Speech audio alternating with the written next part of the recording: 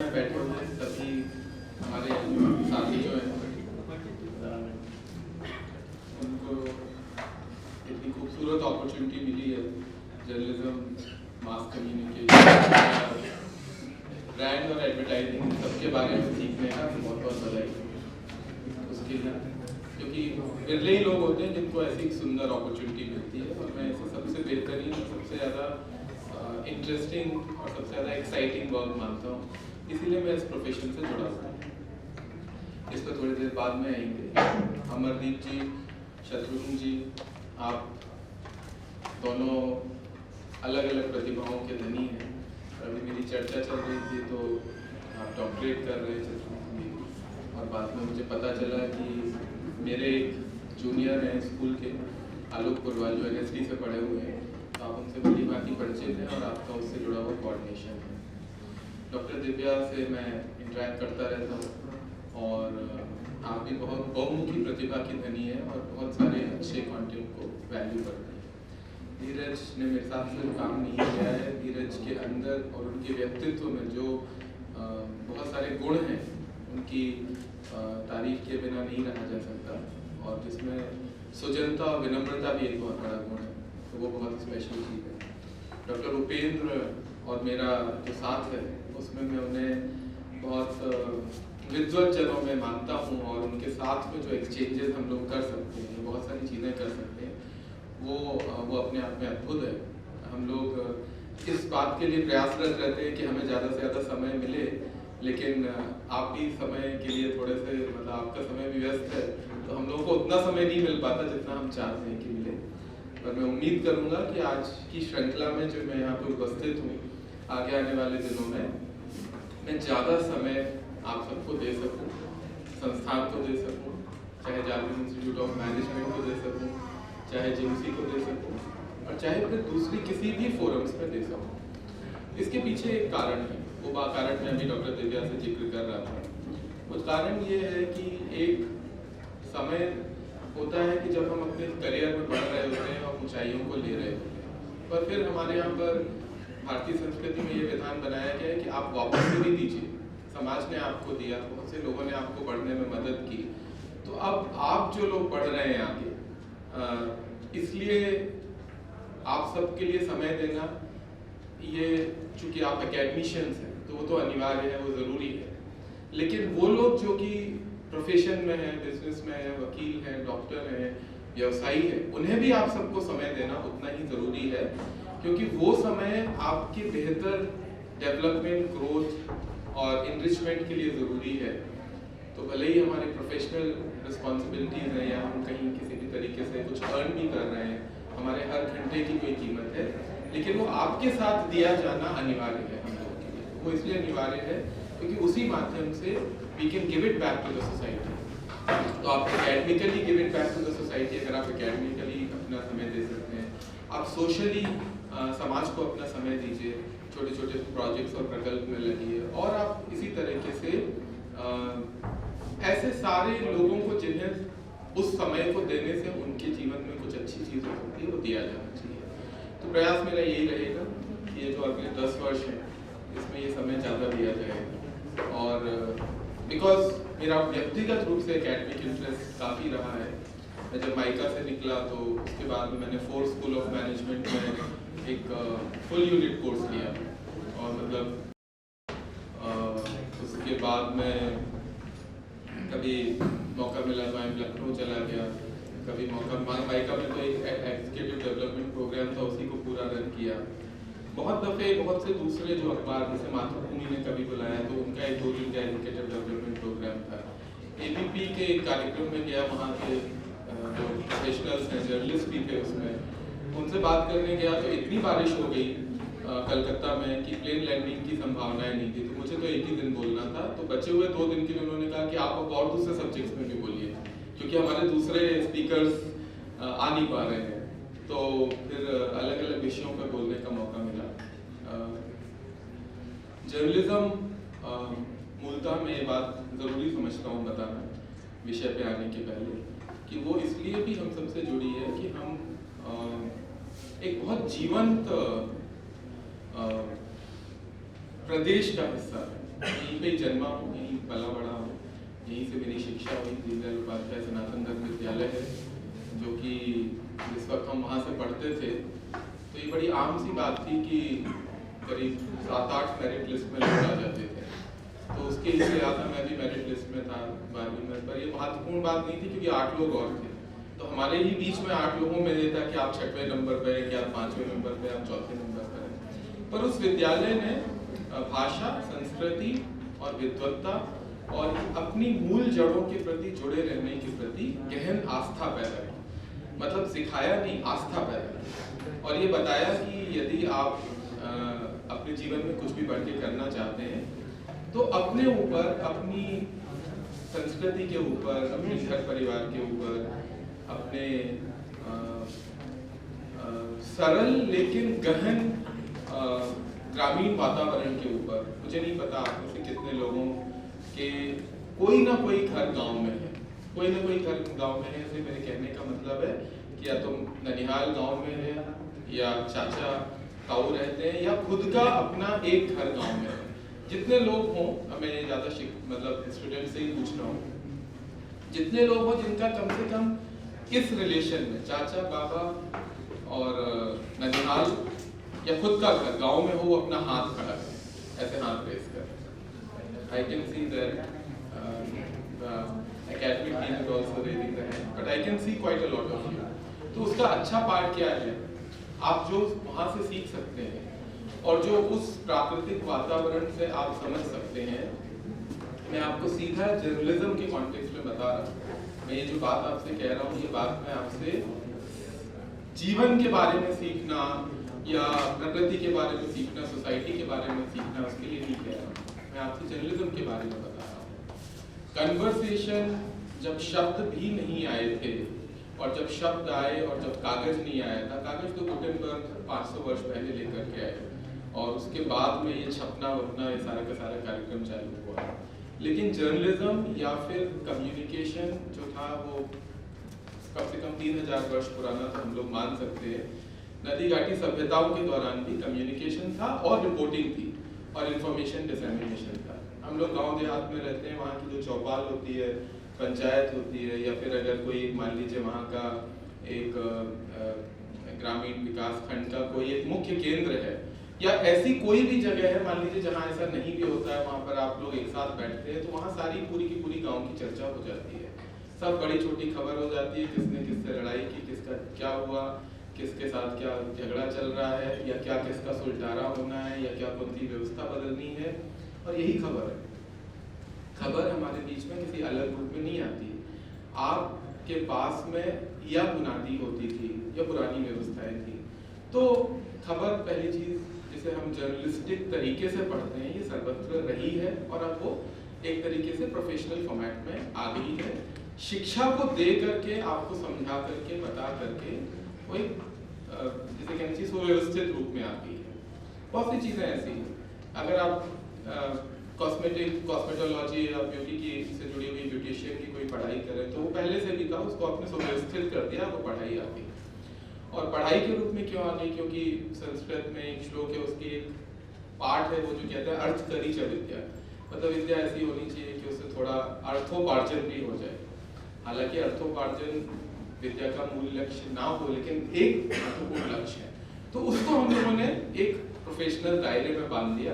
आपकी अपेक्षाएं भी ठीक है कि हम आगे जाएंगे तो फिर कहीं हमारे अच्छे जॉब्स लगेंगे, तमाम सारी चीज़ें होंगी, and which is very important, मतलब उस दृष्टि से बहुत महत्वपूर्ण है।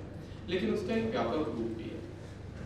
उस व्यापक रूप को यदि आप देखते हैं तो जर्नलिज्म और डेमोक्रेसी को आप अलग अलग तरीके से नहीं देख सकते। जर्नलिज्म डेवलप और पनपेगी ही तभी ठीक तरीके से और सुचारू रूप से चलेगी ही तभी जिधर पर डेमोक्रेसी होगी।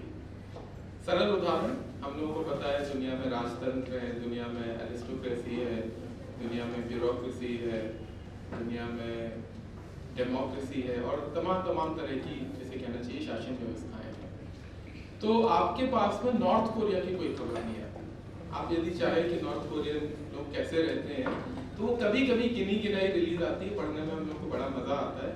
कि वो वहाँ का हेयर कट सबका एक सा होना चाहिए और वो ये नहीं पहन सकते और वो ये कर सकते, इस तरह का म्यूजिक सुन सकते हैं। बहुत सारे राजतंत्र हैं और आपके पास में एक जो अब जाकर के लोकतंत्र में बदला है, लेकिन पहले राजतंत्र होता था, हमारा ही अपना पड़ोसी देश नेपाल। तो वहाँ पर जहाँ पर हमारे पास में जर्नलिज्म की कुछ रिस्ट्रिक्शंस उस फेज में, जब किंग पीरियड का फेज था, उस वक्त में वहाँ पर रहे, उसके अपने अलग चैलेंजेस नजर आए। बहुत सारे दूसरे देश हैं जो कम्युनिस्ट या कम्युनिज्म के साथ में अपने सारे के सारे काम करते हैं। आप बहुत कुछ चाइना के बारे में वेस्टर्न प्रेस से सुनेंगे, आपको CNN से सुनाई दे जाएगा, आपको BBC से सुनाई दे जाएगा, आपको यहाँ तक कि अल जजीरा जो कि एक स्टैब्लिश्ड न्यूज़ चैनल है। अल जजीरा सोचते ही हम लोग सोचने लगते हैं कि पता नहीं है कोई किसी तरीके की आतंकी उसका मुख्य पत्र, ऐसा कुछ नहीं। Al Jazeera is a very responsible and a very good channel. मैं एक बार अल जजीरा की एक रिपोर्टर से मिला, हम लोग वियना में थे और वो वॉर फ्रंट की रिपोर्टिंग करती थी। तो उन्होंने बताया और मैंने समझा कि उनके यहाँ के प्रोसेसेस कितने डेमोक्रेटिक है। और बल्कि मुझे जान के आश्चर्य हुआ कि अरब वर्ल्ड में, चाहे वो खाड़ी देश हो, चाहे वो मिडिल ईस्ट हो और चाहे वो कोर अरब कंट्रीज हो, वहाँ पर भी रिपोर्टिंग का विधान बहुत ओपन है।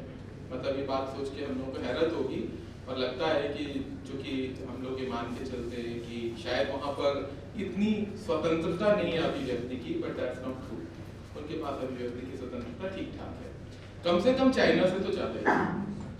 चाइना का या फिर इस प्रकार की जो भी कम्युनिस्ट इकोनॉमीज हैं, यहाँ पर आप देखेंगे कि यहाँ अभिव्यक्ति मफल्ड है, मतलब उसको एक बड़े गिने चुने रूप में ही आपको एक्सप्रेशन मिलेगा, सब जगह पे नहीं मिलेगा, पूरी बातें नहीं बताई जाएंगी।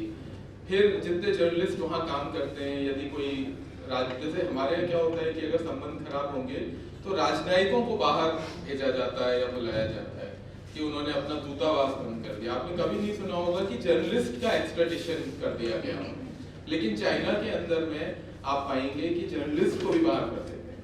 वो लोग कह देते हैं कि आप जर्नलिस्ट भी नहीं रह सकते, आप न्यूयॉर्क टाइम्स के आप नहीं काम कर सकते, आप वॉशिंगटन पोस्ट के आप नहीं काम कर सकते। इन सब जब अलग अलग किस्म की व्यवस्थाओं को आप देखते हैं और अभिव्यक्ति की सामान्य स्वतंत्रता को आप देखते हैं भारत के अंदर, तो ये जो डेमोक्रेसी है हमारी, या ये जो लोकतंत्र है, तब हमें इसकी सिग्निफिकेंस पता चलती है।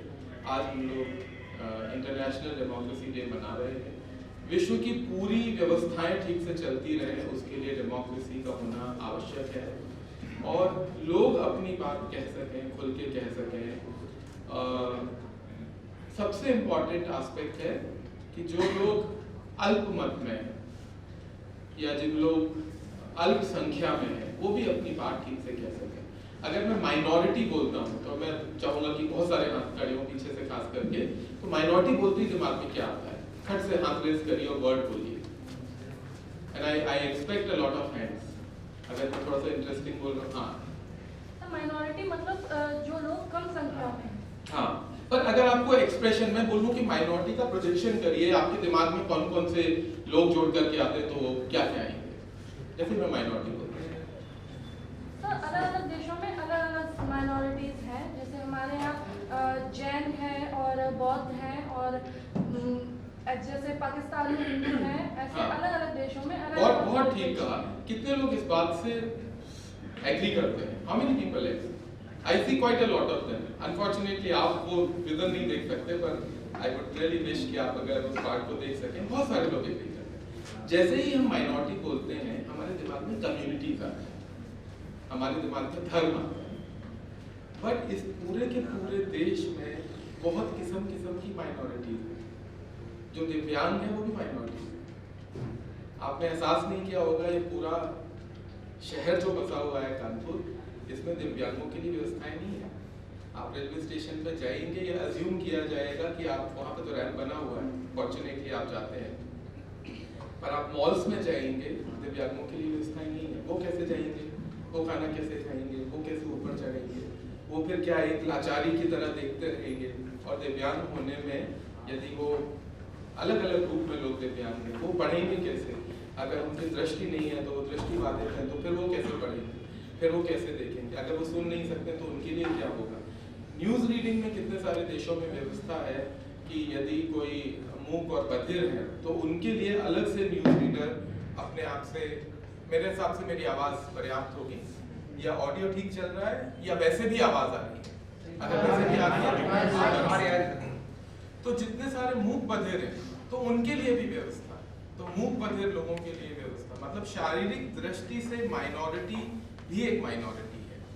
फिर अगर हम कहते हैं कि हम तो युवाओं का देश है, हमारे पास कम से कम 60% आबादी है जो 35 साल की उम्र तक की है, 50% आबादी है जो करीब 28-29 साल की उम्र तक की है, तो इसका मतलब है जो 70 या 65 से लेकर के 80% उम्र के लोग हैं वो कुल मिलाकर के 15 से 20% है, इससे ज़्यादा नहीं, वो भी माइनॉरिटी है। तो यानी कि हमारे जितने बुजुर्ग हैं वो भी माइनॉरिटी। कितनी सारी जगहों पर हम बुजुर्गों की बात करते हैं, कितनी जगहों पर हम ये सोच के चलते हैं कि क्या ये जो व्यवस्थाएं बनाई गई हैं वो बुजुर्गों के लिए बनाई गई हैं कि नहीं बनाई गई है, क्या जब लाइनों में लगना होता है तो बुजुर्गों के लिए अलग लाइन है कि नहीं है, बुजुर्गों को ज्यादा जरूरत पड़ती है स्वास्थ्य सेवाओं की, तो क्या स्वास्थ्य सेवाओं में उनके लिए एक सेपरेट काउंटर है कि नहीं है। और ये बात सिर्फ व्यवस्था बनाने की नहीं है, ये बात देश के अंदर हमारे जैसे हम सब नागरिक हैं, हमारे अंदर इस भाव की है कि यदि हम बुजुर्ग को देख रहे हैं तो खट से हम मान के चलेंगे कि इन्हें किसी से लाइन लगाने की, इन्हें नंबर लेने की जरूरत नहीं है, इन्हें बताने की ही जरूरत नहीं है कि इन्हें सबसे पहले लाइन में हमें खड़ा कर देना है, सबसे पहले उनको कर देना है। तो ये जो सहज भाव है यही वो लोकतांत्रिक भाव है। ऐसी जगह जहां पर अपने अधिसंख्य या अपने कम संख्या के चलते, अपने बहुसंख्य या अल्पसंख्या के चलने के बावजूद भी हर किसी को हर बात को पूरी तरीके से बराबर अधिकार के रूप में मिले, तो उसको हम डेमोक्रेसी मानते हैं। आप जर्नलिज्म के स्टूडेंट हैं, आप तमाम अलग अलग विधाओं में काम कर रहे हैं। मैं समझ रहा हूँ कि मुझे डॉक्टर रुबेन से भी पता चला कि आप लोग इस वक्त फिल्म से जुड़ा हुआ, चित्र भारती का जिक्र आया, और आप फिल्म या फिर ऑडियो विजुअल प्रोडक्शन या फिर इस तरह का कंटेंट या डॉक्यूमेंट्रीज या इस दिशाओं में भी बहुत सी चीज़ें सीखने वाले हैं, करने वाले हैं। यदि डॉक्यूमेंट्रीज पे काम करें, यदि जर्नलिस्टिक चीज़ों पे काम करें, तो फिर प्रयास करें कि हर किसी की आवाज़ बन सके। तो आपको हर किसी की आवाज़ बनने का मतलब, जैसे ही मैं माइनॉरिटी, अगली बार कोई माइनॉरिटी बोले तो खट से हिंदू, मुस्लिम, जैन, जो कि इम्पोर्टेंट है, आपने बहुत सही बात बोली, तो मैं आपकी बात को कमतर नहीं आंक रहा, लेकिन मैं ये कह रहा हूँ माइनॉरिटी हर दिशाओं में, कम की आवाज़ ही माइनॉरिटी है, कम संख्या वाले लोगों की। फॉर एग्जाम्पल, यहाँ पर बैठे हुए सारे के सारे लोगों को चाय पीनी है और 2-4 लोग कॉफ़ी पीना चाहते हैं और कॉफ़ी की व्यवस्था नहीं है, वो माइनॉरिटी है। तो आपको ध्यान रखना पड़ेगा कि भाई ऐसा नहीं है कि सब चाय पीते हैं तो उनको भी हम कहेंगे कि नहीं आपको भी चाय पीना है, आप कॉफ़ी पी सकते हैं। कोई भी विचार जो सबसे मैच नहीं करता, अलग है, उस विचार को भी उतना ही हक है सामने आने का। ये डेमोक्रेसी है, ये इक्वालिटी है। यह तंत्र बहुत इंटरेस्टिंग तंत्र है। एक लाइटर साइड में बात बताता हूँ, मैंने प्रमोद महाजन का एक वीडियो सुना। प्रमोद महाजन को कितने लोग जानते हैं? सॉरी, मैं आगे किसी भी रो में हाथ नहीं खड़ा कराना चाहूँगा, पीछे I would want all the students to raise the hand. Pramod Mahajan को कितने लोग जानते हैं? एंड आप ठीक ही नहीं जानते, उसका मैं कारण बताता हूँ, क्योंकि वो आपके पहले, आपके जन्मने के पहले ही कहिए चले गए वो, लेकिन वो एक बहुत अच्छे पार्लियामेंटेरियन थे, बहुत कुशल नेतृत्व क्षमता रखने वाले व्यक्ति थे। और उस वक्त जब अटल बिहारी वाजपेयी जी की सरकार गिरी, यानी कि ये बात 2000 के आसपास की हो रही है, तो उस वक्त में वो मतलब उस सरकार के मंत्री थे। उसके पहले भी भाजपा को सक्रिय रूप से आगे लाने वाले लोगों में थे। तो उन्होंने कहा कि डेमोक्रेसी का मतलब ये है, और बहुत स्पेसिफिक, चूंकि मुझे वो प्रसंग लगा तो मैं आपसे शेयर कर रहा हूँ, कि वो विदेश में गए, कोई जैसे संसदीय कमेटियाँ होती हैं, उस कमेटी का रिप्रेजेंटेशन होता है, तो कहीं जाना था, तो उन्होंने कहा परिचय दीजिए और आप बताइए कि भारत की आप बड़ी तारीफ करते हैं, तो क्या ऐसी चीज़ है। तो प्रमोद जी ने ऐसे परिचय दिया कि मैं आपको ये बताना चाहता हूँ, उस वक्त देवगौड़ा जी की सरकार थी। उन्होंने कहा कि ये जो मैं हूँ, मैं भारत की सबसे बड़ी पार्टी को रिप्रेजेंट करता हूँ, पर मैं सरकार में नहीं, हम विपक्ष में। ये जो मेरे बगल में खड़े हुए हैं, ये कांग्रेसी हैं, ये देश की दूसरी सबसे बड़ी पार्टी है, लेकिन ये सरकार में नहीं है पर सरकार को बाहर से समर्थन दे रहे हैं। ये जो तीसरे व्यक्ति खड़े हुए हैं, फिर उन्होंने किसी और का जिक्र किया वहां पे, बोले ये कुल मिलाकर के एक सांसद की पार्टी है, मतलब यही अपनी पार्टी के सांसद है और उसके अलावा कोई नहीं, लेकिन ये सरकार में है, ये मंत्री है, ये उसे चला रहे हैं। ये डेमोक्रेसी है, क्योंकि हमारे यहाँ पर बहुसंख्यक पार्टी का होना जरूरी नहीं है। सबसे ज्यादा संख्या की जुड़ी हुई पार्टी, अगर वो 2-4 पार्टियां भी हैं और मिल करके एक साथ सरकार बनाने का उन्हें न्योता मिलता है, और यदि वो अपना बहुमत प्रूव कर सकती है तो फिर वो भी सरकार चला सकती है। इस देश में व्यवस्था रही कम से कम अभी की पिछली 10-15 वर्षों की सरकारों को आप छोड़ दें, तो उसके पहले बहुत सारा मौका ऐसा आया कि जहाँ पर बहुत सारी पार्टियों की मिलीजुली सरकार रही। ये डेमोक्रेसी की खूबसूरती भी है और उसे चैलेंज, अगर आप कभी वाद विवाद आयोजित करें या कभी ऐसे उसमें हिस्सा लें, तो आप कह सकते हैं कि for and against democracy. But point सबसे इम्पोर्टेंट ये है कि बहुत बड़े देश में बहुत बड़ी, मतलब हम लोग जो है कलेक्टिवली पूरा हमारा देश है वो यूरोपीय संघ से ज्यादा बड़ा है, मतलब EU जो, बल्कि मैं तो अगर मैं गलत नहीं हूँ तो अकेला उत्तर प्रदेश जो है वो EU के बराबर है। जो यूरोपियन संघ है उसके सारे देश हैं, तकरीबन मेरे हिसाब से शायद उनकी आबादी 27-28 करोड़ है और हम लोग 25 करोड़ की आबादी वाले प्रदेश हैं, तो हम यूरोपीय संघ के बराबर हैं। यूरोपीय संघ का मतलब फ्रांस, जर्मनी, इंग्लैंड, ऑस्ट्रिया, आप एक के बाद एक देश बोलते चले जाएंगे और आप समझेंगे कि पूरे विश्व की व्यवस्था जो थी आज से 300 वर्ष पूर्व यही के ही लोग चला रहे थे। मतलब उस वक्त अमेरिका को भी जो है वो या तो फ्रांस गवर्न करता था या इंग्लैंड गवर्न करता था, कनाडा को फ्रांस गवर्न करता था, ऑस्ट्रेलिया को इंग्लैंड गवर्न करता था, न्यूजीलैंड को इंग्लैंड गवर्न करता था, साउथ अफ्रीका के जितने अप्रोचेबल या लिवेबल कंट्रीज थी उसको इंग्लैंड गवर्न करता था। पूरा का पूरा साउथ अमेरिका जो था वहाँ पे अभी भी फ्रेंच बोली जाती है, बहुत सारी जगहों पे लैटिन भी बोली जाती है और स्पेनिश भी बोली जाती है। तो यानी कि यूरोपीय संघ के साइज का जिसने पूरे विश्व को गवर्न किया अकेला उत्तर प्रदेश है, और उत्तर प्रदेश भी इस देश का आबादी का 1/6 आबादी लेके चलता है। 140 करोड़ और 25 करोड़, roughly आप 1/6 आबादी कहते हैं। और फिर इतने सारे राज्य हैं, इतनी सारी भाषाएं, इतनी सारी बोलियां हैं, अलग अलग रीत है, रिवाज है। बार बार बोलते हैं तो बड़ा जैसे कहते हैं ना कि ये रिटोरिक लगने लगता है, ऐसा लगता है कि ये तो बड़ी ऑफ्ट रिपीटेड बात है, तो डायलॉग जैसी कोई बात है। बट सच्चाई ये है कि आप इस देश को अलग अलग जगहों से देखिए, इसकी विविधता का एहसास होता है और फिर इस बात का एहसास होता है कि किसी डेमोक्रेटिक व्यवस्था के तहत ही इस देश को बांधा जा सकता है। तो उस डेमोक्रेसी और उस व्यवस्था जिसमें हर किसी की आवाज मैटर करती है, यही व्यवस्था जर्नलिस्टिक व्यवस्थाओं में मजबूत रखने की, या जर्नलिस्ट जो आप भावी जर्नलिस्ट हैं या आप जो फ्यूचर के जर्नलिस्ट हैं, आपको इसी व्यवस्था को मजबूत रखने का प्रयास करना है। यही आपकी सबसे बड़ी जिम्मेदारी है। एक मौका ऐसा आएगा जहां पर आप किसी रिपोर्टिंग को करते वक्त में इस प्रिंसिपल से दिखते नजर आएंगे। ये आपका इंडिविजुअल पर्सनल डिसीजन होगा, आपकी संस्था का भी हो सकता है वो डिसीजन इधर उधर दिख रहा हो, तब भी आपका इंडिविजुअल डिसीजन होगा कि क्या आप वॉइस बनेंगे उस हर व्यक्ति की जो कि अशक्त है, जो कि कमजोर है, और जो कि आई थिंक अगर मैं गलत नहीं हूँ शायद मैथिली शरण गुप्त जी की ये पंक्तियां हैं निर्बल के बलराम, और वो पूरी की पूरी कविता है।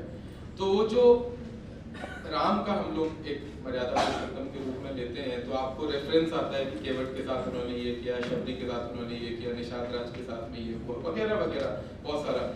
जो आप चित्रण करते हैं तो हम वानर बोलते हैं तो बंदर ही दिखा देते हैं, बट सच्चाई ये है कि 5000 साल पहले, जो कि डेटेड हिस्ट्री में ऐसा माना जाता है कि भगवान राम का जो समय है, और राम जो मर्यादा पुरुषोत्तम थे इसीलिए भगवान कहलाए, उनका समय 5 से 7000 साल पहले का हो। तो वानर जो है वो कोई प्रजाति होती होगी।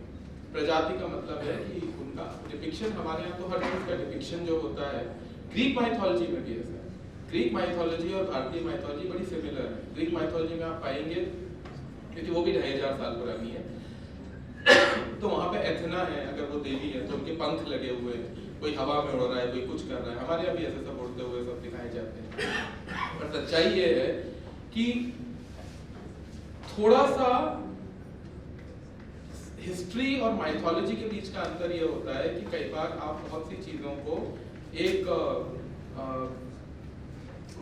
मतलब उसको एक हाइटेंड एक्सप्रेशन में, जैसे हम हाइपरबोल बोलते हैं ना, अतिशयोक्ति बोलते हैं, तो हाइटेंड एक्सप्रेशन में उस बात को कह देते हैं। तो उस दृष्टि से वो जो वानर प्रजाति बोली गई है, या वो जो भालुओं की सेना बोली गई है, या फिर हमने राक्षस का डिपिक्शन ऐसे 2 सींग लगा करके और बिल्कुल खून पीते हुए लोग दिखा दिए, तो वो दरअसल दूसरी प्रजातियां, अलग अलग प्रजातियां, मतलब अलग अलग प्रजातियों के अलग अलग जगह पर होने की इस मैकेनिज्म को उन्होंने समेटा, उन्होंने सबको एक साथ लिया। तो सबसे पहली तो लोकतांत्रिक व्यवस्था अगर बनाई तो उन्होंने बनाई कि उन्होंने तरह तरह के लोगों को सम्मानित स्थान दिया, और उस स्थान को देने के बाद में उन्हीं के माध्यम से एक बहुत बड़ी विजय को प्राप्त किया, और उस विजय के बाद में उसी डेमोक्रेटिक सिस्टम पे रन किए। और डेमोक्रेसी में एक गोली की भी आवाज होती है, तो उसने कुछ कहा तो उस बात को उन्होंने बल दिया, अपने व्यक्तिगत जीवन की व्यक्तिगत सुविधाओं के लिए जो भी त्याग किया उस तरह का त्याग किया, लेकिन डेमोक्रेटिक वैल्यूज को मजबूती दी। डेमोक्रेटिक वैल्यूज यही है कि यदि आपकी प्रजा में हर किसी तरीके से कोई भी बात बोलता है तो वो बात उतनी ही इम्पोर्टेंट है। तो ऐसे नहीं किया था राम ने कि उन्हें चुभ गई तो उन्होंने कहा अरे यार मैं तो ये कॉल ले रहा हूँ।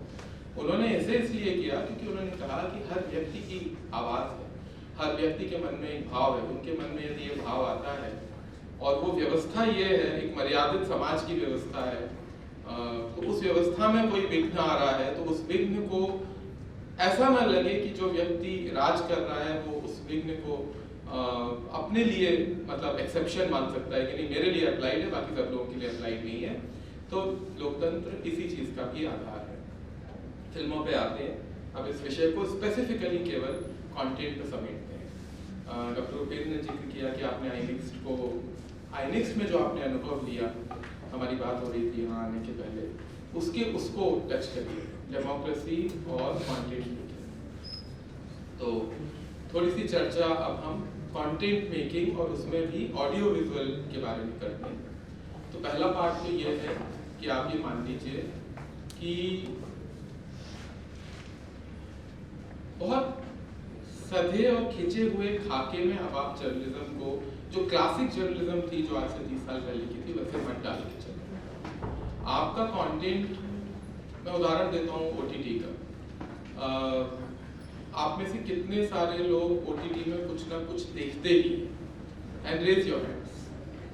So I want to see now as many as possible. I don't see anything in OTT. And I can see this chunk over here जो OTT में कुछ नहीं देखता है ना?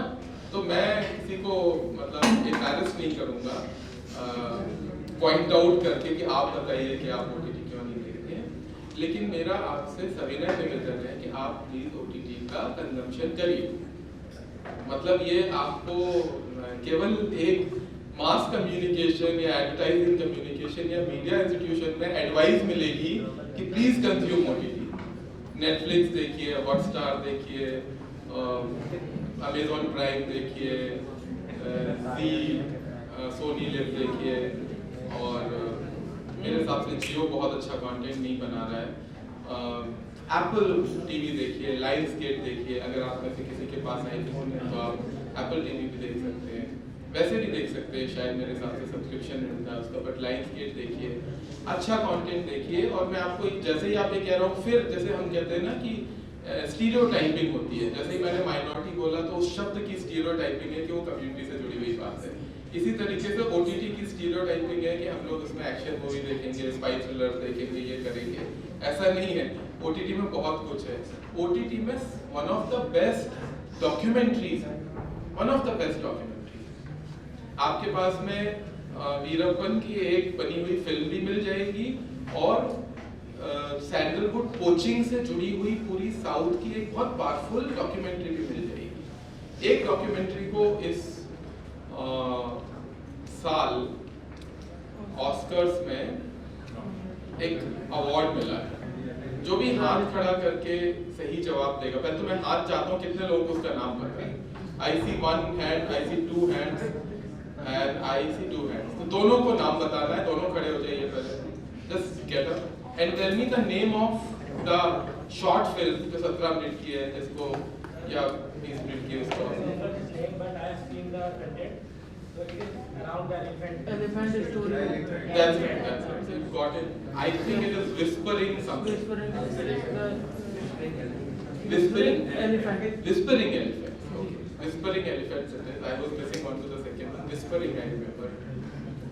That's a documentary. That documentary has made so much noise across the globe. बहुत सारा काम जो है उसके बारे में हुआ है। तो कंटेंट क्रिएशन में आप ये भी मान के चलिए कि जब आप ऑडियो विजुअल कंटेंट कर रहे होंगे तो न्यूज़ और डॉक्यूमेंट्रीज दोनों कर रहे होंगे, फीचर्स कर रहे होंगे, छोटे छोटे से फीचर्स कर रहे होंगे। फीचर्स बहुत विषयों में कर रहे होंगे। मैं आईनेक्स का रेफरेंस लेके आपको बताता हूँ कि आईनेक्स में हम लोगों ने जब सारे के सारे जर्नलिस्ट थे तो उनसे कहा कि अब तो मोबाइल फोटोग्राफी होगी। I can see a lot of people leaving, probably are not interested in what I'm saying. So mobile photography होगी and that should be a discipline which I request the seniors to always make it a point. जितने लोगों को बैठना है वो पूरा 1 घंटे बैठेंगे, अदरवाइज नहीं अटेंड करेंगे सेशन, क्योंकि कोई मजबूरी नहीं है। तो and that discipline is a must. एक बार मैं आपको जिस स्कूल से मैं पढ़ के निकला हूँ उसके बारे में बताऊंगा कि कोई एक पेरेंट आए और अंदर आने के बाद में लौट गए, बोले पता नहीं शायद स्कूल बंद था। तो क्लासेस चल रही थी, तो हमारे प्रिंसिपल ने कहा कि क्लासेस चल रही है तो शोर कैसे हो सकता है, it has to be quite. The school was so quite और एक भी बच्चा बाहर नहीं था, उन्हें लगा छुट्टी है शायद, तो लोग चले गए। फिर उनका नहीं है तो क्लासेस चल रही थी। तो व्हाट हैपेंड इज ये एक जिसे हम स्व अनुशासन बोलते हैं। देखिए आप तो बाद में यहाँ से कहीं से पढ़ के आए, तो जिन स्कूलों में पढ़ के आए उसमें कितना स्व अनुशासन था या सेल्फ डिसिप्लिन था, वो ये डिसाइड करेगा कि while you are here how much of that self discipline can you exert on yourself. So if you are attending a lecture, if you are attending a class, please make sure that you use the washroom before, because there's nothing so urgent unless you are probably a little challenged with a bladder, or possibly you have some you're some kind of an infection or some other set of a problem that you can't hold your bladder for let's say for about an hour or something like that. Well, if that is the case, you must possibly request your senior or something like that I'll sit in the corner, I have this challenge, I may have to move out. And ये बहुत छोटी छोटी चीज़ें हैं। कुमार विश्वास का एक जिक्र आया तो मैं वो बात बताता हूँ, फिर अपनी इसी फिल्म से जुड़ी हुई बात पे आता हूँ और तकरीबन 10 मिनट में अपना कन्वर्सेशन फिनिश करता हूँ, 12 बजे तक अपना कन्वर्सेशन फिनिश करूँगा।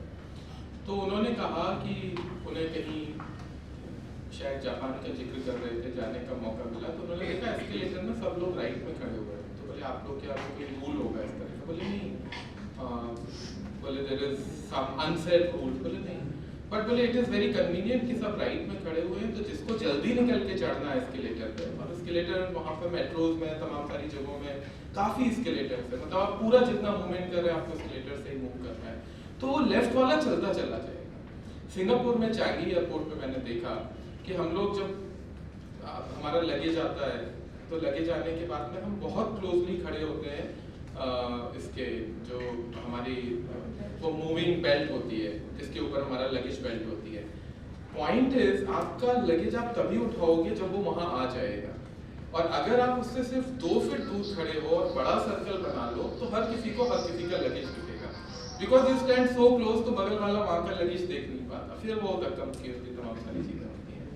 तो बहुत सारी चीज़ें डेमोक्रेसी में नागरिकों के द्वारा भी आती हैं, तो हम लोग कितना बनाए हुए नियमों को रिस्पेक्ट करते हैं, ये भी एक डेमोक्रेटिक पर्सपेक्टिव है। ऑडियो विजुअल में जब आप कवर करें, ऑडियो विजुअल क्रिएशंस करें, ऑडियो विजुअल तो आपको करना ही है, आप ये मान के चलिए। आपको आप में से कितने लोगों को कितना अंदाजा है, मैं आपको 4 फिगर दूंगा और आपको हर एक पे हाथ खड़ा करना है। सोशल मीडिया पे कंज्यूम किया जाने वाला कंटेंट 25% ऑडियो विजुअल और विजुअल्स हैं, 50% ऑडियो विजुअल्स और विजुअल्स हैं, 75% ऑडियो विजुअल्स और विजुअल हैं। इन तीनों में से पहला वाला सही है, कितने सारे लोग हाथ खड़ा करेंगे। सोशल मीडिया पे कंज्यूम किया जाने वाला कंटेंट 25% ऑडियो विजुअल और विजुअल है। दूसरा स्टेटमेंट 50% है, तीसरा स्टेटमेंट 75% है। तो नंबर 1 ऑप्शन के लिए कितने सारे लोग हाथ खड़ा करेंगे, नंबर 2 के लिए कितने सारे लोग हाथ खड़ा करेंगे, नंबर 3 के लिए कितने सारे लोग हाथ खड़ा करेंगे। आई क्वेश्चन इट लाइक दैट। कई बार हम लोग ये रिसर्च में टेक्निक यूज करते हैं कि आंसर वहीं पे प्रोजेक्टिव टेक्निक कहलाती है, but in any case you new this 75% content social media में, और जैसे एक बहुत अच्छी लाइन थी डेविड ओगल ने की, consumer is nobody else, consumer is your wife. मतलब आप कंज्यूमर के लिए प्लानिंग कर रहे हैं, आप अपने घर में देख लीजिए, कंज्यूमर इज योर वाइफ का मतलब था कि आपकी वाइफ भी कंज्यूमर है। आप अपने घर में देख लीजिए, आपको कंजम्पशन पता लग जाएगा। तो बहुत दफे हम लोग स्टूडेंट्स जो हैं डिपस्टिक्स करते हैं, तो आपको अगर रिसर्च की ये विधा पता है और आनी ही चाहिए, जर्नलिस्ट को ये विधा आनी चाहिए और जर्नलिज्म सीखने वाले स्टूडेंट्स को आनी चाहिए, तो आप अपने बीच में डिपस्टिक रिसर्च करते हैं। डिपस्टिक रिसर्च में आप छोटी क्वेश्चनर बनाइए, 15 लोगों से अपने बीच में, स्टूडेंट्स के बीच में उसके आंसर भरिए और ये जानने की कोशिश करिए कि इसके बारे में बहुसंख्य विचारधारा क्या है, लोग क्या इसके बारे में बातचीत कर रहे हैं। तो इस तरह का अगर आप मैकेनिज्म को देखते हैं तो आपको समझ में आ जाएगा। ये मैं छोटे छोटे जैसे कहते हैं ना कि वो जब रामायण की कथा चल रही है तो उसमें बीच में संपुट आता है, उप प्रसंग आते हैं, तो बीच के उप प्रसंग आप उसको मेन कंदम थोड़ा सा अलग देख सकते हैं। But it is very important कि आप अपने साथ छोटे छोटे रिसर्चेस करते रहिए और वो रिसर्चेस को करने से आपको डेटा को हैंडल करने की आदत आएगी और उससे इंटरप्रिटेशन की आदत आएगी, क्योंकि जर्नलिज्म में डेटा जर्नलिज्म एक बहुत बड़ी फील्ड है। और अगर आप डेटा जर्नलिज्म करते हैं तो सबसे अच्छे किस्म की जैसे कहते हैं सबसे हाईएस्ट ऑर्डर ऑफ जर्नलिज्म जो है वो डेटा जर्नलिज्म है। आपको जो डेटा मिला है उससे आप इंटरप्रिटेशन निकालते हैं। पूरे कानपुर में कितनी सारी दुर्घटनाएं हो रही हैं, क्यों हो रही हैं, 20% यहाँ पे हो रही है, ब्लाइंड स्पॉट्स यहाँ पे निकल के आते हैं, तमाम सारी चीजें होती है। ट्रैफिक के चालान ब्रेक किए, कितने ब्रेक किए, टोटल 2 करोड़ का राजस्व आया, उसमें से कितना रेड लाइट का आया, कितना सीट बेल्ट ना पहनने का है, किसका हेलमेट का है। सब कुछ जर्नलिज्म जो आप करेंगे, जब आप डेटा की दृष्टि से देखने लगेंगे तो डेटा देखने के लिए रिसर्च के लिए क्वेश्चनर्स के लिए आपका अपना डिपस्टिक, तो ये करने की आदत आ रही है। कमिंग बैक, ये जो भी छोटा सा डिपस्टिक मैंने रन किया उसमें 75% और 80% ऑडियो विजुअल कंटेंट है, तो इसका मतलब आप जर्नलिस्ट की तरह ट्रेन हुई है, पर ऑडियो विजुअल विधा को पूरी तरीके से समझिए। तो ऑडियो विजुअल विधा को क्या समझना, ऑडियो विजुअल विधा को समझना, क्योंकि incidentally let me also tell you, जो सिनेमा आप देख रहे हैं, मैंने फिल्म को एक्सक्लूड कर दिया था, जो सिनेमा आप देख रहे हैं वो भी पॉपुलर कल्चर है, वो भी reflection of the current day society perspective है। जो भी कुछ आप देख रहे हैं, आप अब मैं इमीडिएटली अज्यूम करके चलना चाहता हूं तो मैं 2000 के पीछे जाऊंगा ही नहीं। तो अगर आप 2000 के मतलब दशक की फिल्में देखें, 90 के दशक की फिल्में देखें, 2010 की देखें, 2015 और 2000 से 2010 और 15 के बीच की देखें, 15 से 30 की मतलब 15 से 20 के बीच की देखें, तो आप पाएंगे कि जो रिफ्लेक्शंस हैं वो चेंज होते चले जा रहे हैं। आपको अभी वाली मूवीज में बहुत सारा AI का यूज दिखेगा, आपको अभी बहुत सारी मूवीज में जो विषय हैं जिनके ऊपर बन रहा है, जैसे फॉर एग्जांपल लास्ट 10 इयर्स में कंटेंट जो जनरेट हुआ है, बहुत सारा ग्लोबल टेररिज्म के ऊपर कंटेंट जनरेट हुआ है, बहुत सारी चर्चा उसके ऊपर है, बहुत सारी न्यूज रिपोर्टिंग उसके ऊपर है। मतलब अगर आप देखें और 30 साल खुद ही अखबार पढ़ते हुए अगर आप देखें तो आप देखेंगे न्यूज रिपोर्टिंग भी एक तरफ में टिल्ट कर दी है। तो जो ऑडियो विजुअल कंटेंट आपका जनरेट होगा, उस ऑडियो विजुअल कंटेंट में आपको बहुत सारे बारीक कंटेंट को क्रिएट करने की आदत होनी चाहिए। आप जाने के बाद में ऑडियो विजुअल जर्नलिस्ट की तरह आप में से बहुत सारे लोग, मेरे हिसाब से शायद 70% लोग सीधे जाकर के कोई संसद भवन के बाहर कैमरा लेकर के रिपोर्टिंग नहीं कर रहे हैं। Lot of you will be, and let me tell you, वो करियर सिर्फ कुल मिलाकर के 10% लोगों का ही है और वो करियर सिर्फ 15 साल का ही है, उससे बड़ा करियर भी नहीं है। तो इसलिए अगर उसको वो ग्लोरीफाई बहुत दिख सकता है, वो वैसे ही सुपरस्टार टाइप करियर होगा कि जो 10 साल चलेगा, उसके बाद में खत्म है, फिर आप चरित्र के रोल में आ जाएंगे। तो इसलिए उससे बहुत ज्यादा ग्लैमराइज मत होइए। जिस चीज से ग्लैमराइज होइए वो अच्छे कंटेंट के प्रोडक्शन से होइए। आपके पास में ऑडियो विजुअल फिल्म है, आप अच्छे विषयों पे बनाइए और वो काम आप अपने कैंपस में रह के भी कर सकते हैं। आप विषय चुनिए, आपका विषय कितना पावरफुल है ये मैटर करता है। तो जो भी आपके ऑडियो विजुअल क्रिएशन के डेमोक्रेसी की मैंने बात की, जो भी आपके कंसर्न इंस्ट्रक्टर हैं वो इस बात को बहुत कहें आपने ये विषय क्यों चुना, इस विषय में आप क्या बताना चाहें, किस चीज़ को हाईलाइट करना चाहें। किसी एक व्यक्ति भी विषय हो सकता है। हमने विस्परिंग एलिफेंट्स की बात की, मुझे मेरे मन में जाने क्यों आ रहा है कि विस्परिंग के बाद दूसरा शब्द कुछ और है, बट शायद एलिफेंट्स ही होगा। तो कोई इस बीच में गूगल कर ले और सही अगर कुछ और पता लग जाए तो हाथ रेस कर दीजिएगा, मुझे पता है। आजकल मैंने विस्परिंग एलिफेंट्स ही है। तो आजकल मैंने देखा, मैं अपने यंगस्टर्स से बात करता हूँ ऑफिस में, जो मेरे कलीग्स हैं, जब मैं बोल रहा होता हूँ वो गूगल कर रहे होते हैं। तो कहते हैं कि सर ठीक बता रहे हैं कि नहीं, इसे चेक कर लिया है, which is good, and then they find it right, then they say हाँ ये तो ठीक ठाक बोल रहा है। तो मतलब आपको बहुत सोच समझ के बोलना होता है, नहीं तो they are going to Google right there, बिल्कुल नीचे ऐसे यहाँ पर रख के चेक किया, हाँ बता दिया। तो but which is good, यही इस तरह से कहना चाहिए कि ये बदलाव है, this is what the changed style of reporting is। आपको कंटेंट के बारे में बैकग्राउंड रिसर्च हमेशा मिल जाएगी, तो बैकग्राउंड रिसर्च थोड़ी सी करिए, कोई भी कंटेंट जनरेट कर रहे हैं, फिर सब्जेक्ट चुनिए, फिर उसके बाद में ऑब्वियसली कंटेंट जनरेशन की विधाएं हैं। हमारे यहाँ पे अभी इस वक्त प्रोड्यूसर है, 3 वीडियो एडिटर्स हैं, उसके अलावा there somebody who basically writes the entire that is, I am sorry मैं बहुत अच्छा नहीं हूँ इन शब्दों में, story board. So they write the story board and then उसके स्टोरी बोर्ड को भेजते हैं, फिर देन दे स्पेसिफिकली टेल कि कितने सारे शॉट्स चाहिए हमको, कितने लॉन्ग डिस्टेंस शॉट चाहिए, कितने शॉर्ट डिस्टेंस शॉट चाहिए। फॉर एग्जांपल अभी हमारी टीम ने एक ऑडियो विजुअल बनाया आगरा, हाँ फूडी शूडी तो है ही है, फूडी शूडी का भी मैं बाद में जिक्र करता, लेकिन उन्होंने आगरा के किसी फर्ज कीजिए वहाँ बनने वाली स्पेसिफिक मिठाई का से पेठों का ही बनाया। तो उन्होंने कहा कि कुमड़े के खेत का एक शॉट चाहिए, कुमड़ा आता कैसे है, ट्रक से कैसे उतरता है, उसके लॉन्ग शॉट चाहिए, शॉर्ट शॉट चाहिए, उसके बाद में कुमड़े को काटा जा रहा है उसके शॉट चाहिए, केवल जो बनाने वाला व्यक्ति है उसके कन्वर्सेशनल नोट चाहिए ताकि हम ऑडियो मिक्सिंग कर सकें, रिकॉर्डिंग कर सकें। तो बेसिकली अगर आप एक 7 मिनट का वीडियो बनाना चाह रहे हैं, आपने 20 से 22 या 25 मिनट की फुटेज निकाली है या शूट किया है उतना, फिर आपने उसको कट किया, एडिट किया, ऑडियो मिक्सिंग की, तमाम सारी चीज़ें की, बीच बीच में स्टिल शॉट्स की भी जरूरत पड़ती है। बिकॉज आप जब फाइनली दिखा रहे हैं कि फॉर एग्जाम्पल मैं फूड से ही जुड़ी बात कर रहा हूँ कि कुमड़े में कैसे वो उसके अंदर में चाशनी भरी जाती है, तो वहाँ पर स्टिल शॉट में दिखाना होगा, फाइनल प्रोडक्ट भी स्टिल शॉट में दिखाना होगा। तो ऐसे तरह तरह की चीज़ें हैं। When you come back to audio visual and when you are thinking of democracy, मैं सब्जेक्ट से थोड़ा सा दूर जाता हूँ फिर लौट के आता हूँ, तो उस डेमोक्रेसी के कॉन्टेक्स्ट में जब आप ह्यूमन बींग्स के ऊपर विषय उठाएं, तो ह्यूमन बींग्स का विषय जो है उसको आपको बहुत संवेदना के साथ उठाना होगा, छोटे छोटे से विषय उठाएं। क्लोजर करते हैं, ठीक 12 बज रहा है, बल्कि 1 मिनट बाद, हाँ 1 मिनट बाद। तो जो क्लोजर करते हैं वो क्लोजर इस पर करते हैं कि अब मुझे हर किसी को पीछे से कम 5-7 मिनट इसमें हम ले लेंगे, लेकिन फटफट बताएंगे तो हो सकता है 3 मिनट में भी हो जाएगा। एक एक तरह की माइनॉरिटी का नाम बताया, जैसे मैंने दिव्यांग बताया, बुजुर्ग बताया, फिर आपने धार्मिक रूप से माइनॉरिटी बताई, जैन बताया, ऐसे माइनॉरिटीज बोलते चले जाइए, उधर से बोलना शुरू करें। हाँ आप जो लाइट ब्लू शर्ट, हाँ एक माइनॉरिटी बोलिए।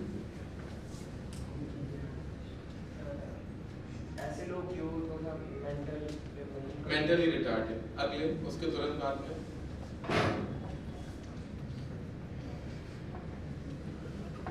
दिस इज अ गेम, पास कर दीजिए, आप पास भी बोल सकते हैं, फिर अगला वाला बोलिए। सर ब्लाइंड पर्संस वो मैंने दिव्यांग बोले, ठीक है, very good. Next one transgender, हाँ ट्रांसजेंडर्स, वेरी गुड। अगला सर लैंग्वेज, बहुत अच्छा, बहुत ही बढ़िया, उम्दा। नेक्स्ट वन उस तरफ में, the one with the specs, the girl over there, आपके पीछे वाले बोलिए। डिफरेंट ड्रेसेस, जो लोग बहुत अलग अनयूजुअल क्लोथ पहनना पसंद करते हैं, मैं ऐसे कर लेता हूँ, ठीक है चलेगा, it is a pass, it's a considerable. आप बोलिए। और यू से पास, right, you can say pass और you can say what are the different minorities. Sir जो अलग पास बोलना है तो जोर से बोलना है। गेम खेलते हैं ना, पास बोलते हैं। हाँ, बाकी सब लोग शांत रहेंगे ताकि सब चीजें ट्राइबल तो रहते हैं। Tribals are good minority. और आगे बताइए अगले। ये आपने ज्योग्राफिकल या फिर एथनोग्राफी की माइनॉरिटी बताई। There's a girl sitting right next to you. हाँ बोलिए। लोगों की थिंकिंग अलग-अलग रहती है। हाँ, सोच अलग-अलग रहती है। विचारों की माइनॉरिटी। लेकिन ये आपने बहुत ब्रॉड कर दिया। कैसे ढूंढेंगे? किसी एक विषय पर बताइए कि इस विषय पर जिनकी सोच अलग है। But I think you are making a very valid point. उसके बाद में उसके आगे the one with the colored hair. No. I think you are using something else. बताइए। हाँ, you are wearing this thing bandana. बताइए। कोई बात नहीं, पास बोलिए। अगला। अच्छा ठीक है, मैं वाली रो खत्म करता हूँ। इधर से आपसे कॉर्नर से। हाँ, रिलीजन्स वो तो हम सबसे पहले कर चुके थे। अगला वाला। Income base. हाँ, इनकम इनकम बेस्ड माइनॉरिटी। ठीक है, below poverty line. Of course they are minority, but by the way हमारे देश में वो माइनॉरिटी नहीं है। वो कम से कम 40% लोग, तो हमारे लिए तो 40 है। हाँ, बट यू आर राइट। हाँ, रंग भेद बहुत वाइड है, बहुत इंपॉर्टेंट। पूरे विश्व के लिए सबसे बड़ी चीज है। हमारे यहाँ भी है। हम लोग बहुत दफे साउथ इंडियंस को थोड़े से डिफरेंस के साथ में देखते हैं। नाक नक्शों के आधार पर अंतर कहते हैं। जो नॉर्थ ईस्ट के लोग हैं उन्हें चिंकीज मानते हैं। That is a minority treatment. और उसके अलावा वो तो पहले आ गया था इनकम के लेवल पर। अगला वाला रंग भेद में आ गया था। अगला वाला Who's next? अच्छा ठीक है, अब हम लोग इस वाली रो पर आएंगे। एक रो जंप मार रहा हूँ। आप रेड वाले के ठीक पीछे। हाँ, आपसे शुरू करें। बोलिए। Retired people. ठीक है, ओके। इम्पोर्टेंट वन, क्योंकि रिटायर्ड पीपल्स की अपनी चैलेंजेस होती हैं। उनके बारे में आप रिपोर्टिंग करेंगे तो आपको पता लगेगा। और आगे कोई बात नहीं, पास बोलिए। अगला। हाँ बोलिए sir. RJ really minors in मतलब in our Kanpur. There are more TV journalists in our Kanpur. The RJs are really selective. अच्छा ठीक है। Professional minority, very good, interesting, not bad. उसके आगे बॉडी साइज, इंसानों का जैसे बॉडी साइज होता है, किसी का वेरी इंपॉर्टेंट। बहुत दुबले लोग, बहुत मोटे लोग, बॉडी शेमिंग होती है कि यार आप तो वो भी माइनॉरिटी हो जाते हैं। यू नो, बड़ा 8 लोग बैठे हैं, एक व्यक्ति मोटा है, वो उसी को आप हल्के से अरे अच्छा तुमने तो काफी खा लिया होगा। assumptions है ना, that is a minority. Very good. Sir deep जो बहरे होते हैं। हाँ बिल्कुल ठीक है। हम लोग दिव्यांग में सारा कलेक्टिव कर लेते हैं, उसमें आप जो दृष्टि बाधित हैं या फिर जो लोग बैठे हैं, आपने दोनों लोगों को ले लिया। उसके बाद में next one sir ethnicity, sexual minority. Sexual minority very important. पीछे किसी ने ट्रांसजेंडर बोला था, बट उसमें आप LGBT अगर पूरी की पूरी वो लेंगे तो वो माइनॉरिटीज हैं। और वो बहुत, अगर आप एक केवल साइंटिफिक सर्वे के हिसाब से समझते हैं तो आप ये मान के चलिए कि देश की 5 से 7% आबादी जो है वो LGBT है। यानी कि आप 140 करोड़ में 7 करेंगे तो 14 सत्ते 98, 9 करोड़ लोग। लेकिन उनकी आवाज कहाँ है? उनकी आवाज कोई भी नहीं बनता है। और उनकी आवाज ना बनने के बहुत सारे रैंडम सिम्टम्स हम लोग सोसाइटी में देखते हैं। सर आर्टिस्टिक जोन में जैसे कि कुछ सिंगर्स हो गए, कुछ एक्टर्स हो गया, कुछ परफॉर्मिंग आर्ट्स हो गया, इस तरह से। राइट। इनफैक्ट क्रिएटिव कम्युनिटी ही अपने आप में माइनॉरिटी है, और क्रिएटिव कम्युनिटीज के बारे में बात करना बड़ा मुश्किल है। भारत में फिल्म इंडस्ट्री को अभी तक इंडस्ट्री का दर्जा नहीं मिला। हम ही लोग इंडस्ट्री बोलते हैं और उन्हें इंडस्ट्री का दर्जा नहीं मिला। They are also in minority.